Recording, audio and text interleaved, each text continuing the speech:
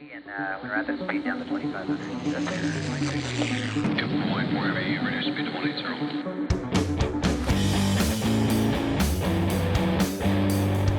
BlackBox. All right, hey, welcome to the show. Today we're going to do something a little different.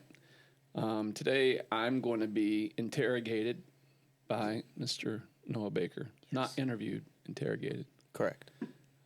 So this will be interesting. This will probably be the worst episode ever. I don't know about that. What do you think? We'll see. We'll see how it goes. Maybe we won't air this. I don't know. We're airing it. We're airing it. Airing it. Radical transparency, right? Just full put send. it out there. Full send. What's that, Jordan? I'll decide at the end. Okay, all right. So really, Jordan's in charge anyway. So, well, welcome to the show and welcome to myself. Thank you. To the show. In every episode, though, we always do a little toast to our nation's military. And Noah is a Army reservist. Sometimes called preservist. Preservist. And what are you preserving? I can tell you that. Okay, you'd have to kill me. Yeah. So, yeah, in all reality, you are a reservist in the U.S. Army. What is your specialty? What do you do? I am a 25 uniform, which means I play with radios. Okay, you play with radios. Yeah. So I make people like talk. AM, FM? Yeah. Yeah. Or like walkie-talkies. Yeah. They're not called walkie-talkies, though. They're not? What are they called? Embitters. Embitters. Yeah. Are you supposed to be telling me all this? Is this classified? Yeah. No, that's public record. Public record. Okay. All right. So, in all seriousness, even for young men like Noah, and really, thank you for your service.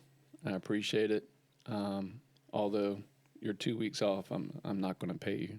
We have that on camera. You're not getting paid during your 2 weeks of drill. Interesting. I'm just kidding. Just kidding, U.S. government. That's good. Yeah. Oh, yeah, that's illegal. Yeah, it's very illegal. Yeah, not doing that. But trying to be serious with you, yes. Thank you for your service and all the troops. Isaiah, a young man, is in the Army. To all of our real veterans out there, United States Marine Corps, Semper Fi. Nice. And the rest of our branches. Thank you. We salute you. And why aren't you It's a glass of vodka. Oh, it's fine. Okay.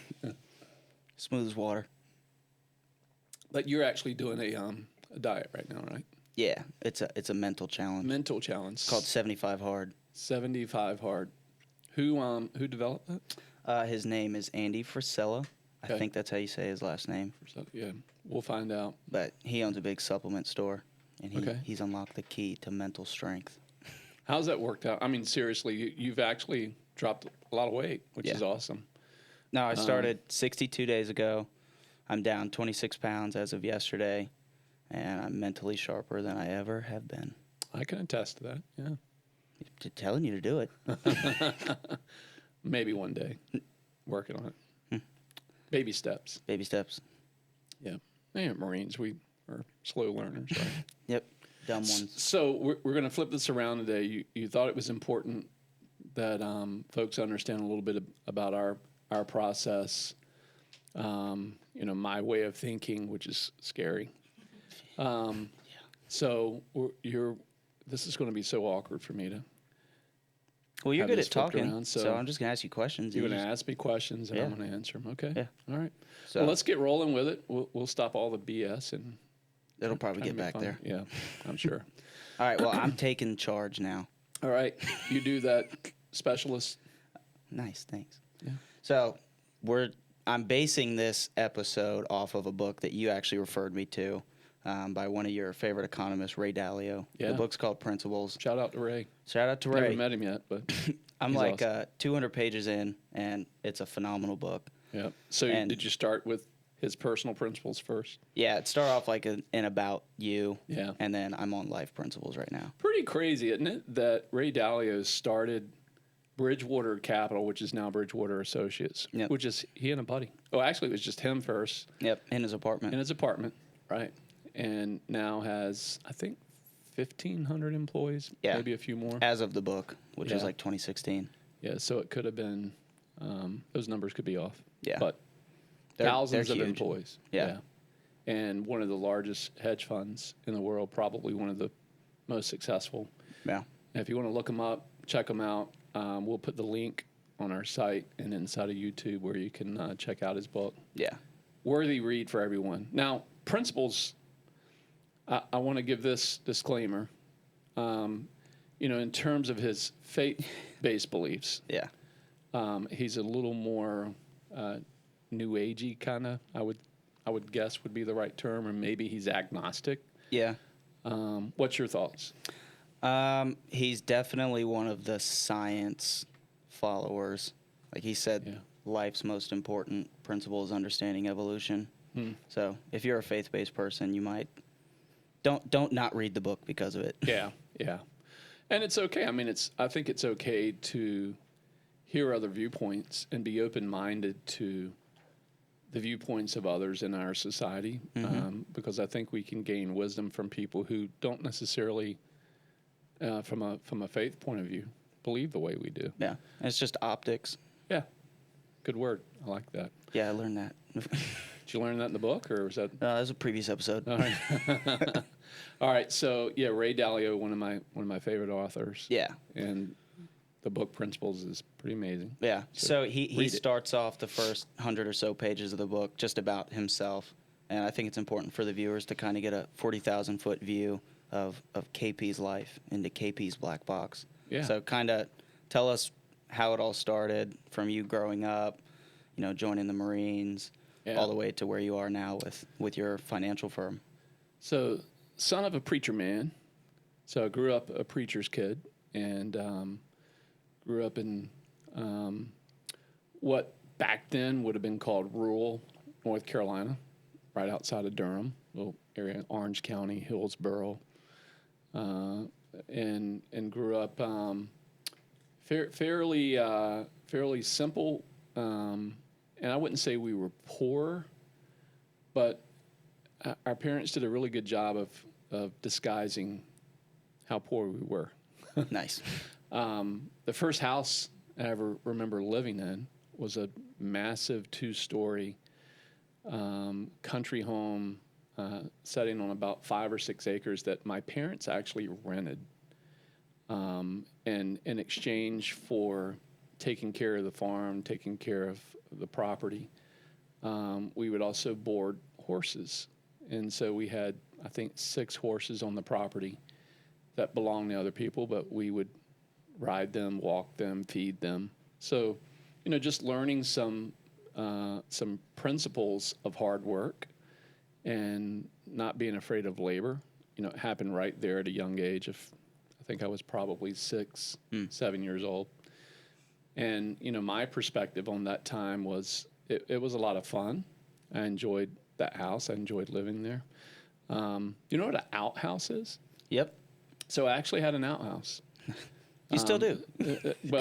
On that property. Yeah, I guess I kind of do have an outhouse. Kinda. Yeah, I just picked up on that at my current house. But running water and a running toilet. This outhouse was what in the Marine Corps we'd call it a slit trench. You dig a big ditch and you poop and pee in it and cover it up when you're done. This was a hole in the ground with a with a little house built over top of it. And man, this one was classy. It actually had 2 seats. So you could sit there next to my brothers and my dad and That's awesome. do our business, read the morning paper. But the girls got to use the inside house, Mom and my sister. So there was an outhouse there, regular 1 bathroom inside this big, massive house, no air condition. And so we had this, I'll never forget it, we had this massive window fan. And this window fan just had this big metal grate over it. And it ran off a generator plugged into the wall with a car fan belt that would turn the prop or turn the fan. And that's how we cooled our house. And so we would open the windows in the house and that big fan would just draft or pull air through the house. But I don't ever remember like mosquitoes or bugs or, things like that being in there. You probably blocked it out. Probably did. Yeah, I was probably just eating up carried away at night and then brought back like aliens. Yep. You know. So, anyways, so those early days, they really did have an impact on me, of just knowing that if your principles and your mindset is such that you're not focused on the material things, you know, you're focused on your family, your loved ones, and, you know, those things that are important to you. The only way I found out we were poor was by kind of seeing the other side or seeing how other people lived. And then in my mind, I started doing this comparison game. Well, they have this and I don't have that. Or by, you know, maybe the clothes we wore, or the shoes we wore. So, you know, my father being a Baptist minister, one of the things that I really appreciated with my father was that he always had a side hustle, but it was constant. His side hustle was upholstery. And those of you that don't know what upholstery is that, you know, anything that has a fabric or a leather or some covering on it, my dad made that. So my mom sewed and my dad was the pattern person, and Oh, that's cool. you know, would stitch these things together and make art out of, you know, someone's couch or chair or vehicle. And my dad loved doing these vehicles. He'd do hot rods for guys and do like leather pleated diamond tuft seats. And I remember this one car, he made it look like the inside of a casket. It's what the guy wanted. It's all black with velvet and leather seats. And, you know, those days were super important. And then growing up on my uncle's farm there in Durham, who lived about 6 miles from us, my Aunt Julie and Uncle Robert had a Black Angus farm. And Jordan, you're familiar with Black Angus, right? Yep. So, you know, Jordan's family had or still has a farm up in outside of Pittsburgh. Cranberry, I think it is. Rochester, Rochester. right near Cranberry. Yeah, okay. Not that I know where Rochester or Cranberry is, but somewhere up in Pennsylvania. So that's 1,000 lashes with a wet noodle on. Oh dear. Yep. I turned it off. It was I promise. But you know, that had an impact on my early life of just being able to experience farm life. You know, I tried my hand at priming tobacco, baling hay. My uncle would kick my butt all the time in the field of pulling cockleberries, and that was this little weed that would grow up around, you know, your beans and your watermelon and your corn. And if you allowed that weed to grow inside that crop, it would strangle out the crop. Yeah. And so just keeping that in mind when thinking back on that later in life and the principles of if you allow weeds into your life, they're going to strangle out the fruit of your harvest. Yeah. And so, you know, keep the weeds out, keep the beds clean, cultivate, you know, what you're working on. So those principles, you know, showed up to me later in life where I was able to have a real picture and experience the real life of what farming and how the attributes of farming apply to the principles of finance and of life in general. Yeah. And that's a biblical principle too. Yeah. And I think Jesus might have had some cows too or something, because he talks a lot about agriculture. He had a few cows, though. Yeah. Now he made a few animals, I think. He made a few, just a couple, Just a couple. just all of them. Unless you're a Ray Dalio, you might not believe it. We're praying for Ray. Yeah, that sounds bad. Ray is wise in many areas. What, to pray for Ray? Hopefully Ray's praying for us too. Yeah. To gain more wisdom in our finances. Yes. So, anyways, more questions. Go ahead. Yeah. So you've shared with the audience before. So kind of moving into your career progression. Yeah. Ray Dalio talks about how everybody in their circle of life has this boon and then a road of trials, and then they hit an abyss. Everybody hits an abyss. And the abyss is the turning point where they can either just decide to let it own them or let it form them into the type of person that they are now. And it's just a continual cycle. So share with us a little bit about, what was the boon for you, some of the trials that came along, and then just the abyss that was the turning point of you as a business owner and a person and a dad. Yeah, I think that's a great question. And I think there's not just one, I think there's a number of them that happened over my lifetime that built a certain intestinal fortitude for me. So going back to Durham and that early era, what I remember about that was how stable home life was early on and how wonderful that was. And then, say by 9 years old, that changed. My father had a mental breakdown. He had one of the largest Baptist churches in Durham, North Carolina, a big Christian school, had about 1,000 members. In the 1970s, that was a big church. There was a senator who would frequent our church when he was in town. His name was Jesse Helms, and so a lot of the old school people out there would know who Jesse Helms is. He's a really conservative. Some would even say right-wing Republican, but he did a lot during the Christian school movement, which my dad was a pioneer in North Carolina. Right. During the early Christian school movement, where he was one of 11 schools that were actually sued by the state of North Carolina under this whole separation of church and state, and how the state wanted to license the church to run a school. And these 11 schools fought really hard to say, hey, if you license the school, you're going to try to license the church. And so there was a massive distrust of government back then, or the local government. And Jesse Helms was really pioneering with my dad to really keep that constitutional right of separation of church and state. But that had a massive mental toll on my father. And my father, he used to say, I quit school in 5th grade because I didn't want to pass my dad. Talking about his father. Yeah.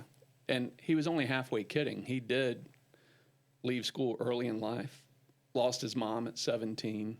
Wow. His dad was in a sanatorium for TB, which, there was no cure back then. Right.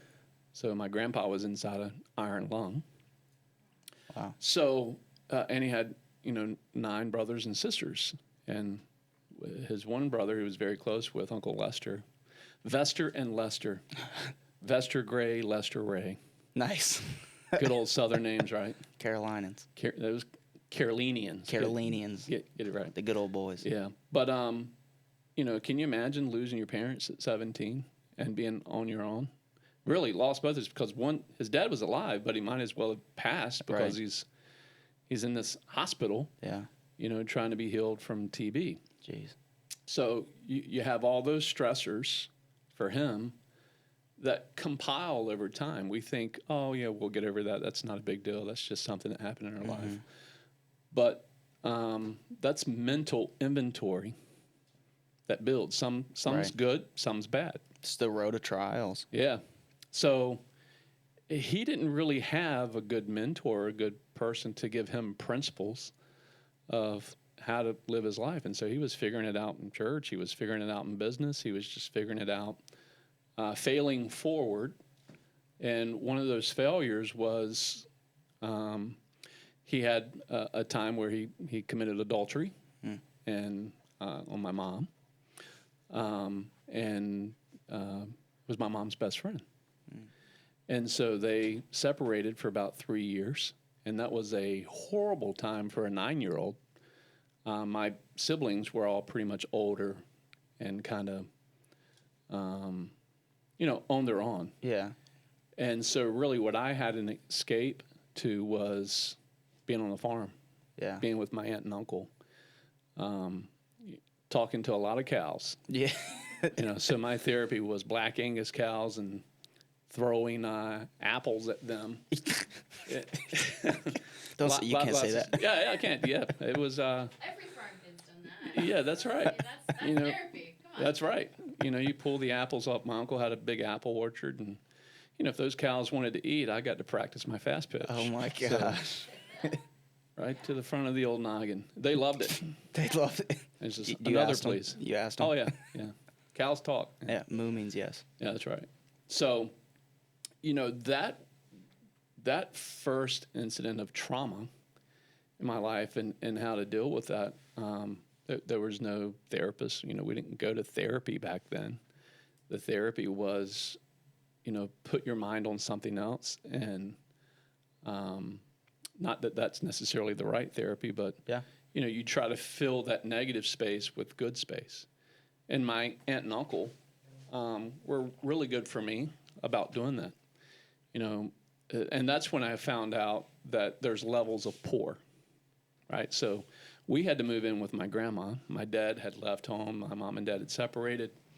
We moved in with my grandma. Parents lost their house, lost their church, lost the income. Yeah. My mom was a stay-at-home mom, and so she had to go back to work and went to work as a floral designer and arranging flowers. But we lived with my grandma, and my brother Paul and my brother Roger was in the Navy at the time. My sister Kathy was the wild one. And I'm allowed to say that now. I love Kathy. She has her own. She has her own story. She actually said she's going to write a book one day about how to be a preacher's kid and still go to heaven. Nice. So, Kathy, you got to write That'll be that a good book. Yeah. Yeah. So, you know, we're an example of how to be preacher's kids, and we're still going to be in heaven. Yeah. So it's kind of cool. So we have an authority there, but you know that for each of us, I think if you sit down with me and my siblings and interviewed us, we would have a different look of that event, almost Right. like looking at it from a 360. Mm-hmm. We all have a different, probably, memory and experience Yeah. because of our surroundings and what we were dealing with. But those memories actually shaped me in a good way. And even though there was some bad stuff that came out of it and things that really later, maybe in my 40s before I really figured out, you know, some of that trauma that was there and how I was dealing with it as an adult, Yeah. took years to kind of unfold. But I would say one of the things that I took from that was this mindset that you've probably heard. If you don't mind, it doesn't matter. Mind over matter. And so there was a lot of things that were going on around me that I couldn't control. And so one of the takeaways today is the things that you can't control in life, don't give it any power. So, you know, you can't do something about someone else's issues or someone else's event. You can only respond. And how you respond to an event is really how your outcome's going to play out. And that's some of those principles that Ray Dalio talks about in his early years. Yeah. Is how that plays out. So, you know, that stage of my life led me to when I got into the financial business, how to have the intestinal fortitude to survive it. Yeah. Because 95% of the people who go into the financial services industry fail out within 5 years. And you're dumb enough to be here today. No, Yeah, so I'm only congratulations. 2 years in. Yeah. So. But it's really understanding that mindset. If you don't mind, it doesn't matter. Yeah. You know, you got to have the mindset to overcome the matters at hand. And, you know, those early tribulations, I think, had a big impact on me just being stubborn enough to stay with it. Yeah. Then the Marine Corps. So, you know, I'm going to try to fast forward this for you. So my parents end up getting back together. It's a great, That's beautiful awesome. story of reconciliation. Yeah. They get back together. They stayed married for 47, 49 years. My sister will correct me on that. And my dad went back into ministry, helped people, That's awesome. you know, with their marital problems because they lived it. Yeah. But, you know, one of the things that happened to me early in high school was I went to a small Christian school in Chesapeake, Greenbrier Christian, go Shout Gators. Shout out to the Gators. And I had a good experience in high school. I enjoyed it. It was a small group of young people that from lots of different walks of life, lots of different affiliations with religion. Right. And my experience was good. And in that experience, that's where I really learned kind of social classes and the different types of social classes and, kind of the haves and the have-nots. And that school had some families that were pretty well-to-do and had some families that weren't so wealthy. And I would say we were probably more in that category. Mm-hmm. And, but we all figured out a way in how to live life together. And, I think what's important from that point in time was, I got very involved in athletics, especially in my junior high school and high school years, very involved in athletics. And I love basketball and I love football. And yes, I can stomp no in basketball. Bet $1,000 you can't. You've got it on film here. That's on tape. All right. It's tape now. It's not film. It's okay. Yeah. So we're going to take you up on that. Left hand or right hand? Whatever way. Doesn't matter to me. Okay. Well, I'm right-handed, You're going so I use down my like left. a sweet muffin. We'll have to record that. Yeah. And put that out there when I'm beating Noah. 51 years old beating sure. Noah basketball. Gotta cream them. Yep, that's right. See, vote of confidence. And your wife even thinks I can beat you. She doesn't She never want you said bet that. any money. So Well, she doesn't get to enjoy my $1,000 bonus on that paycheck. that's okay. We gotta set that date. Yeah, we do. Now that Noah's on his 70 badass 75 journey or whatever it's Done called. on July 5th. What is it? It's July 5th. 75 hard. 75 hard, not badass 75. Okay, so But- basketball on July 6th. They'll be finished on the 5th. So we'll. Yeah, basketball. Yeah, I'll do it the day you're hungover from your yeah, don't do that. your binge. I will not win. Yeah. All right, so you got involved in athletics. Yeah, and so I had this basketball coach at Greenbrier Christian. His name's Rod Crooks. Shout out to Coach Crooks. And that guy was very instrumental in my mental game during that time frame. Because I wasn't at that time really the best basketball player. I'd picked up basketball kind of late. But I really loved the sport. But physically, my DNA was more aligned to football. And I was just naturally good at football. But I wasn't heavily recruited by anybody. Actually, to say even heavily recruited, there was like these NAIA schools that would recruit you, and they had booster clubs versus scholarship. Yeah. But I got a chance to go meet with Sam Rutigliano, who was used to coach the Cleveland Browns, and he became Liberty University's football coach.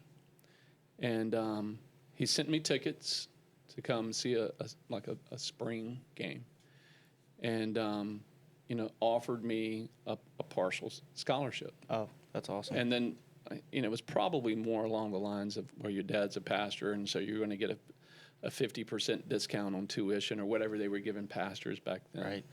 But at the time, Liberty was like a Division IIA school. They hadn't gone one AA. I think they are now. So it wasn't anything special. Well, I got there and found out that it was bigger, stronger, faster. Yeah. And, when you're at a small Christian school and, you can kind of dominate. And then my mental toughness wasn't ready for the next collegiate level. I gave up. I quit. And before I even got to play it down, I left collegiate football. But did you quit school or just football? Quit school. So guess how happy my dad was about that? Probably not that happy. Not too happy, yeah. So I come home and I say, Dad, I don't want to study. I'm not going to school to study. I want to check out girls. And I thought I was going to be this football player. So that didn't work out. And so I didn't spend any time in collegiate football in my freshman year. And so I felt really deflated. I felt like, I've kind of given up on my dream. It's a quitter. I quit. Yeah. And I quit before I even gave myself a chance because I let a coach's words define my future. Yeah. The coach said to me, Porter, if you don't work hard in the gym, if you don't work hard at the track, if you don't work hard in the weight room, your diet, you're going to be a practice dummy for 4 years. Be on the practice squad, Yeah. right? And instead of allowing that to challenge me about my belief in being an athlete and playing football, I allowed that to define me. Right. And because I let that define me, I quit on myself. But I wouldn't trade that for the world, because that led me to an opportunity with the Marine Corps. Yep. And the way that ended up happening is when I came home and told my dad I was not going to go to college and not be a football player. I was like, he was like, well, what are you going to do? I was like, well, I think I'm just going to hang out for the summer and, not do anything. And then, maybe I'll go back to school in the fall. What'd your dad say to that? He said, you got 2 weeks. And he did it like this. I'll never forget it. Like I didn't get it the first time. Did the camera get that? Yeah. 2 weeks to figure out what you're going to do with your life. And so during that 2 weeks, guess what I was doing? Not figuring it out, just like whatever. And then my mom was like, hey, honey, your dad's really serious about this. So I was like, well, what's the alternative? She goes, he's going to ask you to move out. I'm like, oh, okay. So within a week, I gotten serious, and I ended up going to church one Sunday at a church called Atlantic Shores here in Chesapeake, Virginia. And I went to hang out with buddies and to check out chicks, not to listen to some profound message by the pastor. So this is radical transparency, right? Just putting it out there. That's why half the people go. Anyway. That's right. Check out chicks. Yep. Yep. So in walks this guy in military Marine Corps dress blues. Flat top, blonde, like flat top, blue eyes. And if you could imagine, like, the light at the back of the door of the church walking down the middle. Just glowing. Yeah, I'm like, man, who is this dude? He is squared away. Well, as it got closer, it ended up being a buddy of mine from high school. He was a senior when I was a freshman. His name was Alan Fellers. Shout out to Alan. Shout out, Alan. Staff Sergeant Fellers, who was home on some recruiting duty, or just picked up recruiting duty in Norfolk. And I was like, man, Alan, you look awesome, dude. What are you doing now? He's like, well, I'm in the finest fraternity in the world, United States Marine Corps. And he was like, what are you doing, KP? And I was like, dropped out of college. He's like, awesome. Why don't you come check out what the Marines are doing? He says, as a matter of fact, there's this unit in Norfolk that I think you would probably really like. Mm-hmm. There's this unit called Fast Company. He's like, but it's not easy to get into. You got to do some high-speed training, and there's these qualifications you got to go through. And if you don't make it, they send you to the fleet, and you got to be a fleet Marine. And I didn't know what any of that meant back then. Right. But it didn't sound good. Yeah. The way he defined it for me. So I was like, well, I know what it's like to fail, and I know what it's like to quit. I don't want to have that happen again. Yeah. So, long story short, I enlisted in the Marine Corps. And I would say that defining moment was one of those trajectory moments. Like, that put me on a path of mental confidence, mental toughness, intestinal fortitude, all those things that were there in the past. The Marine Corps knew how to define that, and I would say more than define, refine it. Yeah. And they refined me into a highly confident human being that anything that I really want to do, that I put my mind to, I'll do it. Mm-hmm. I'll accomplish it. It'll happen. Yeah. And I would say that if you're a young person today and you're not sure what you want to do, it doesn't necessarily have to be the Marine Corps, but I think military service in and of itself, my personal opinion, this is a little sidebar. That's okay. Every person should spend at least 2 years, just like what the Israelis do. Yep. Spend 2 years. Well, in the aren't we military. like the only volunteer? Strictly volunteer force. And, the Marine Corps has met its recruiting goals. As far as I know, and I could be wrong, you can fact check me on this, but they have never missed an annual recruiting goal. And I think a lot of it has to do with just the esprit de corps, the feel of the once a Marine, always a Marine Right. mentality that has transcended generations of Marines and carried on. And, you know, you're constantly reminded of military history, Marine Corps history. And, you know, kind of like what the Ranger Battalion does with, in the Ranger Regiment, you know, you adopt a fallen Ranger. Right. The Marine Corps had that just history-wide. It was military history, and Chesty Puller and General Lejeune and just all of these different famous Marines. It was drilled into you. Yeah. And the military history and the service battles and the wars that were waged, and what impact the Marine Corps had on that. It made you feel like part of a brotherhood. Yeah. And I think that was hugely important into just my mindset. And anything that I want to set out and accomplish, I can do it, no matter if it takes 1 day, 100 days, 10 years. You got to have the mindset to complete the mission. So you're in the financial business now. You're a financial guy. How did that? You were a Marine. Yeah. What happened there that put you where you are today? Yeah, that was a provision of God. I got out of the Marine Corps in 1995, stayed in the reserves until 99. But I got out because I got hired by Norfolk Southern Railway. And I thought, well, man, this is a great, and I love the Marine Corps, by the way. It wasn't that I wanted to leave or that it felt like the right thing for my family at the time, which was 3 kids, 1 on the way at the time. Wow. And, you know, so I needed a good, stable job. But my wife and I, or Kathleen and I, had made a decision that it was better, instead of me going on my next deployment to Okinawa unaccompanied, and I wanted to go into the recon community with the Marine Corps, the force recon world. And that was a massive commitment.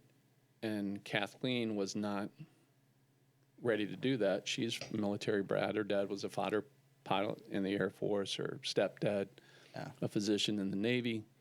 And so she had really seen more places in the world than I had. Yeah. You know, in her travels, being a military brat. So, and divorce rate, by the way, in the Marine Corps back then, I don't know what it is today, was 70%. That's wild. So I had this innate, real experience with what separation and family trauma and family abuses, what that was like. Mm-hmm. And what that implanted in my mind was that that's not what I want to become. That's not what I want to put on my kids. Yeah. And so I went, those are just odds that are way stacked against you. So I decided to get out of the Marine Corps and go to work for the railway because the pension would have carried over, and I would have doubled my salary immediately. So going from like 30-some thousand bucks a year as a sergeant to over 60,000 a year of the railway. Yeah, the railroad's a good job. Good gig and a pension. Yeah. Health insurance, you know, the whole deal. And I was going to work for their police department, so I was doing physical security.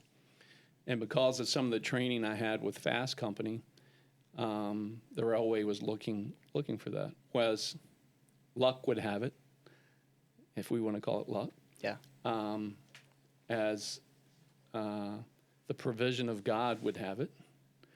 I was given a pink slip before I even stepped a foot into the training cycle of Norfolk Southern. Pink slip was, hey, we're not able to hire you right now because there's a hiring freeze. So we need 6 months before we consider bringing you back on. Well, you know, in finance, you know, what we teach people is have 6 to 12 months of cash flow. Did you? I didn't know that then. No. And if it wasn't for Kathleen's mom and stepdad and then my parents at the time, we would have been SOL. Wow. Because I didn't have a backup plan. I didn't have a plan B. I'd kind of burnt the boat at the shoreline there. And, you know, there's good to that, but there's also risk in that. Mm-hmm. But that was almost a financial calamity for us. Yeah. During that period, I was now unemployed, but about 30 days of that, I still had some terminal leave left. So it bought me a little bit of wiggle room where I was still on the government's dime. That's good. And, that helped with the health insurance for, I think we were delivering Jacob at the time. So he's 26 now, yeah. So And you have how many kids? 5. Just sidebar? Five kids. 5 kids. 5 grandbabies. That's a lot. I don't know if we got the cameras I got to get some updates up there now because we have a new grandbaby to add to the list for Isaiah and Sophia. But that period of time also taught me the intestinal fortitude of, hey, you know what? Again, if you don't mind, it doesn't matter. You got to stick it out. You got to grind it out. And Kathleen was like the Rock of Gibraltar. I mean, she was just right there alongside of me and like supporting me the whole way, even though she was going through the crazies of, raising kids. Yeah. She believed in me. And she was like, you got this. You just got to figure out what you're going to do and stick with it. So we spent about a year kind of in a circle jerk, trying to figure out. Good term. Yeah. It was horrible. Yeah. There was no real clear path of where we were going to go. And, I knew what I wanted, but I wasn't sure which career path that was going to be. Yeah. And what I wanted was safety, security, taking care of my family, providing for my family. But I knew I had this innate internal thing in me that I think came from my father, which was to be an entrepreneur. Yeah. I wanted to own something. I wanted it to be mine. And the financial services community came along in a way that it gave me that opportunity. My father-in-law referred me to a guy named Ron Dukes, who right down the street here owned a firm called Davenport Dukes. They were hiring veterans. And they had a little tiny classified ad in the newspaper.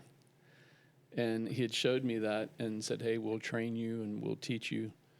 You just have to be a willing candidate and have to have a arithmetic mind. Yeah. Just decent in math. Which is wild because you're a Marine. Yeah, I'm eating crayons. Didn't I'm make like, sense. Right. So, but I was smart enough to listen and dumb enough to go do it. Right. And that's a classic Marine. Just listen to your leaders, charge the hill. Mm-hmm. So I was mentored by Mr. Dukes for about 5 years, taught me the financial services business. So I ended up in the financial services business because something that I thought I wanted didn't work out.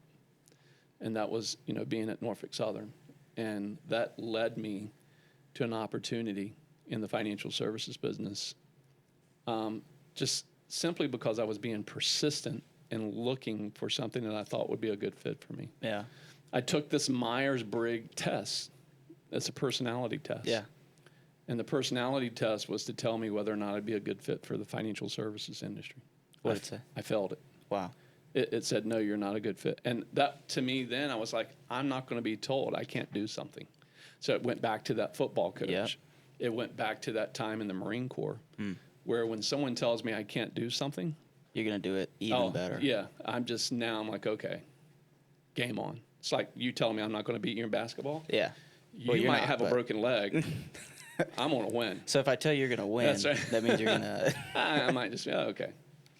So, yeah, I mean, it really put in me a fire to want to have a success or even just prove them wrong. Yeah. And just those principles of how can I do well by doing good and do well for my family and do good for others. Mm-hmm. The financial services industry showed me that there was a way to do that. And that was, 26 years ago? Wow.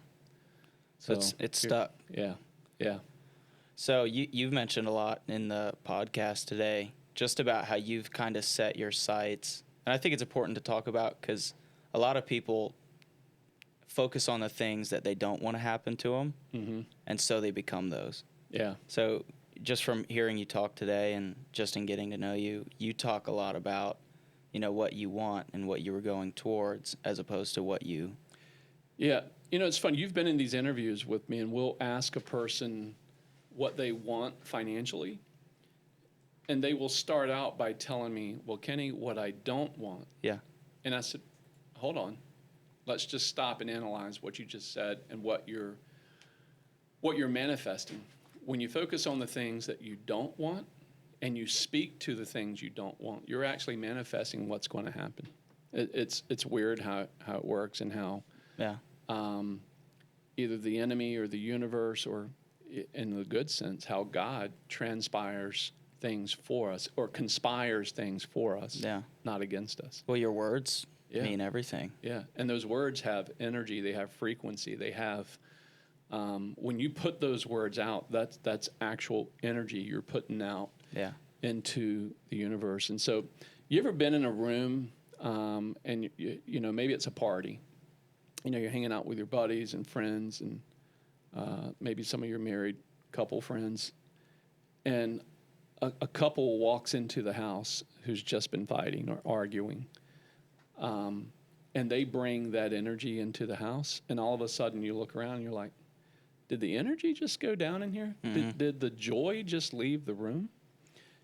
And that's contagious. Our beliefs, our behaviors have frequency that push off on other people, those attributes. And I think it's important to sometimes fake it until you make it, right? And that's not necessarily saying live a false life. It's just saying, hey, your attitude really sets the altitude of your mindset. And I think that's a lot of the first part of Ray's books, or his book. It's really two books in one. Yeah. Is the principles of his life was he could have, way back in the early days of Bridgewater Capital, he could have just given up and went to work for someone else. Yep. In the early days of a young Italian kid, growing up in a lower middle class home in, I think, the Bronx. Yep. Or maybe it was Long Island, I forget. Somewhere in New York. Yeah. But there was an attitude of saying, if I allow this environment to define me, it's what I will become. So it's important that you set this belief system in place and then act on it with your behaviors. And I say that in my workshops a lot. Yeah. Beliefs drive behaviors. Behaviors drive those relationships with our money, with our spouse, with our church friends, with our social friends. Those are the relationships. And then those relationships really drive your results. And when you bring it back to relationships, one of the things I've heard in the past is that if you look at the 5 people that you hang out with most, you'll find the real definition of who you are, who I am, by the 5 people that you spend most of your time with. And so it's important to surround yourself with people who elevate you, and who will encourage you and who will bring you up. And if you focus on those people who are bringing you down or holding you back,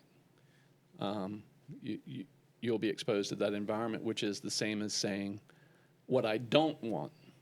So what you don't want ends up being what ends up happening to you, the negatives, like the double negative mindset. So I always try to say replace that with what I want, and write down your top 6.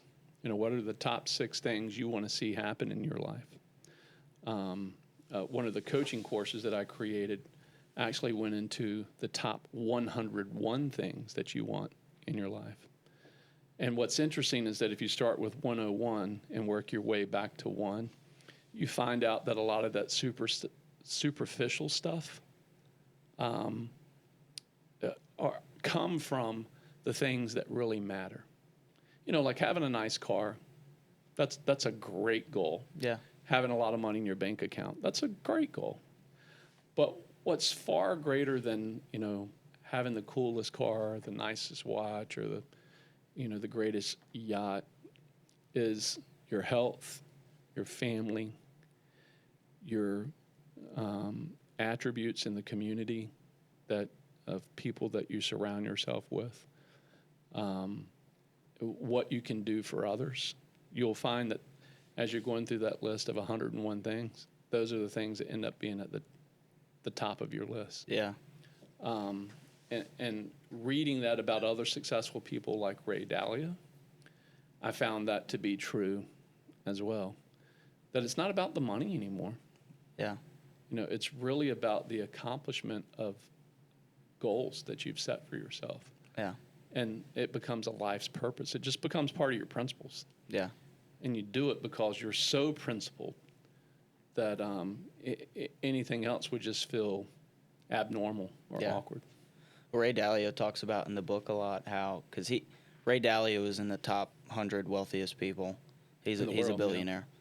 But he talks about in the book several times how he could buy anything that he wants, and he hit a crossroads where it just didn't matter. Yeah. Like, could buy everything that he wanted, but he still didn't have what he wanted. Yeah. So I think that's a really good point. Yeah. It's like I go back to farming again. My uncle would farm about 20-some acres a year, like for personal farming, Yeah. outside of what he did for the cattle. But what was interesting was that farming that he did, he harvested enough fruits and vegetables that he was able to share with his family and share with my Aunt Julie's family and friends and cousins. And he was a very giving guy, even though he was kind of a hard guy, like one of those tough guys, World War II veteran. Yeah. He was very generous. And I saw the joy that he got from just giving and sharing from that harvest.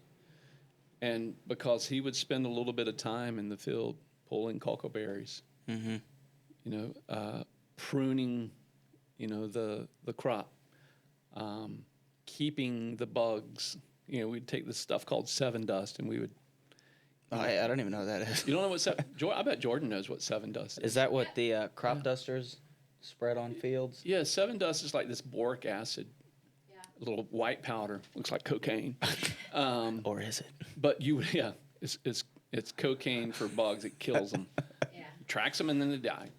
But you would put it in pantyhose and stockings. You'd dump a cup of it into a stocking, and then we would walk over the plants and just shake the dust out onto the plants, and it would keep the pests and insects off of your corn, your beans, your vines, because the pests, eat away at those roots. And if you're not doing something to care for that, that's part of cultivation. Yeah. And those are principles in business. If you're not going to work on your business, you're going to end up having the worms and the pests of society eat away at it. So again, I don't want to spoil it all in the book, but Ray talks about that. Yeah. How sometimes there will be an infestation. There will be something that will hurt your business. But are you going to let that define you, or are you going to let that refine you? Right. Regroup and move forward. Yeah. That's good. Yeah. I think with the what is it called? The seven stuff? Seven Dust? The Yeah. seven dust? Yeah. I think that's a really good principle as well, just for entrepreneurs and business owners, not feeling superior enough to not do the small things like clean off the countertop in the office or make some coffee. Yeah. I think it's a good way to keep business owners humble and just instill. If you see Good it needs to be principles. done, and it's not taken away from your core principles, then you as a business owner, you have to do it. And I was actually reading an article from a CPA today that talks about the different roles of a small business owner, of a CEO. And you're not just the leader of a company, but you're the chief bottle washer. I mean, if a dish needs washing in your kitchen, Yeah. be willing to do it. Set the example. Go do it. Because I would rather have you stay on task for what you're doing. If I see something that needs to be done and I've finished one of my tasks, go do the thing that adds to the betterment of your business. Be willing to be a player inside your business as much as an operator or owner. That's good. Well, I think we're running short on time, but like in every single podcast, you ask the guest, what are a couple books that they're reading right now and would recommend, so we can put them on the website. Yeah. So I'm gonna ask you, what books are you What books? into right now? So you've got a few of my books right now, Noah. I'm stealing all your books. You've stolen. You have.